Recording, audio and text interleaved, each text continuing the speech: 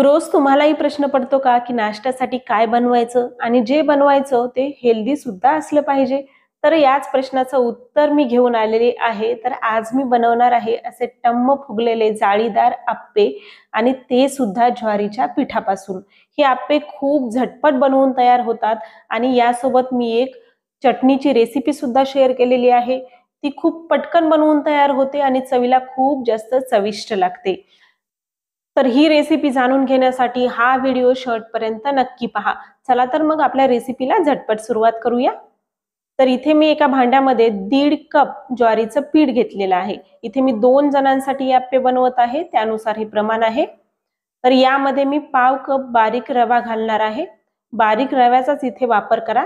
तर मोठा रवा असेल तर तो मिक्सरमध्ये फिरवून घ्या आणि त्यानंतरच यामध्ये वापरा. आता यामध्ये आपल्याला घालायचे अर्धा कप दही. आपले हे इन्स्टंट आप्पे आहेत त्यामुळे आपल्याला इथे दह्याचा वापर करायचा आहे. आता यामध्ये मी घालते थोडीशी कोथिंबीर. आता या पिठामध्ये आपण काही भाज्या घालणार आहोत. त्यामध्ये बारीक चिरून घेतलेला कांदा, गाजर, शिमला मिरची, टोमॅटो, एक हिरवी मिरची सुद्धा मी बारीक कापून घेतलेली आहे.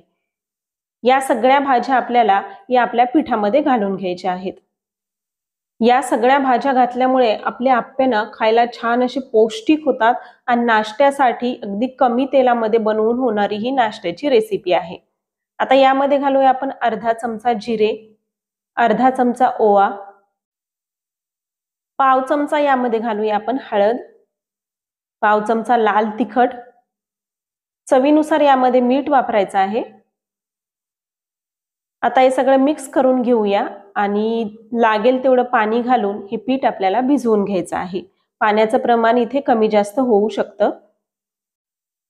हे ज्वारीचं पीठ आहे त्यामुळे छान असं आपल्याला भिजत ठेवायचं आहे. एक 10 ते 15 मिनिट आपल्याला हे पीठ भिजत ठेवायचं आहे. तर हे अशा पद्धतीने आपल्याला हे भिजवून घ्यायचं आहे. खूप जास्त पातळही नाही, खूप जास्त घट्टही नाही.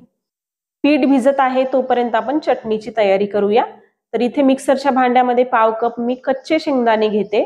त्यामध्ये मी 4 हिरव्या मिरच्या घालून घेते, थोडीशी कोथिंबीर घालून घेते, पाव चमचा दही घालून घ्यायचे, थोडंसं पाणी घालायचे, चवीनुसार मीठ घालायचे आणि हे सगळं आपल्याला मिक्सरला बारीक असं वाटून घ्यायचं आहे. हे मिश्रण वाटत असताना पाण्याचं प्रमाण थोडं जास्त लागू शकतं.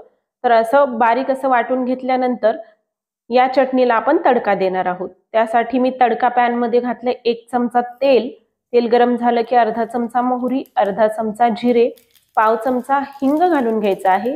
एक लाल मिरची घातली, पाव चमचा उडदाची डाळ घालून घेतलेली आहे, अगदी पाव चमचा लाल तिखट घातलेला आहे आणि हा तडका आपल्याला आपल्या चटणीवरती घालून घ्यायचा आहे आणि ही चटणी मिक्स करून घ्यायची आहे आणि सर्व करायची आहे. इतकी झटपट तयार होणारी ही चटणी आहे, पण चवीला तितकीच जास्त छान लागते.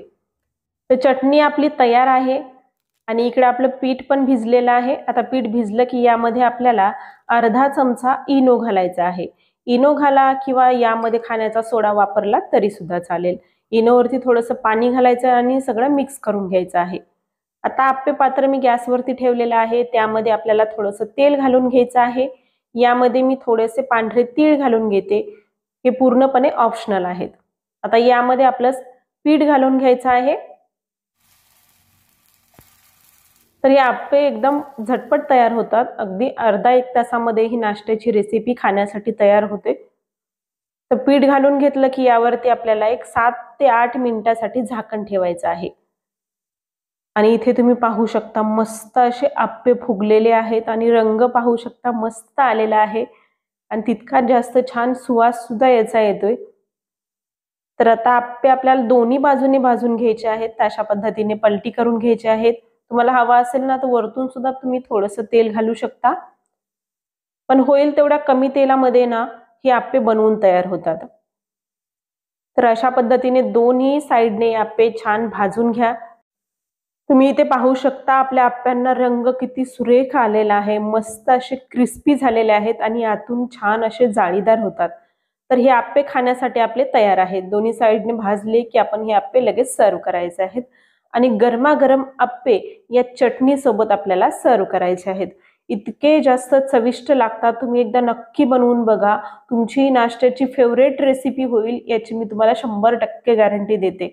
आणि तुम्ही जर डाएटवरती असाल तर ही रेसिपी तुमच्यासाठी अगदी परफेक्ट आहे। मी अशा छान छान नवनवीन रेसिपी आपल्या चॅनलवरती घेऊन येत असते, त्यासाठी आपल्या चॅनलला नक्की सबस्क्राईब करा। चला तर मग नवीन व्हिडिओत नवीन एका अशा छान रेसिपी सोबत भेटूया। धन्यवाद।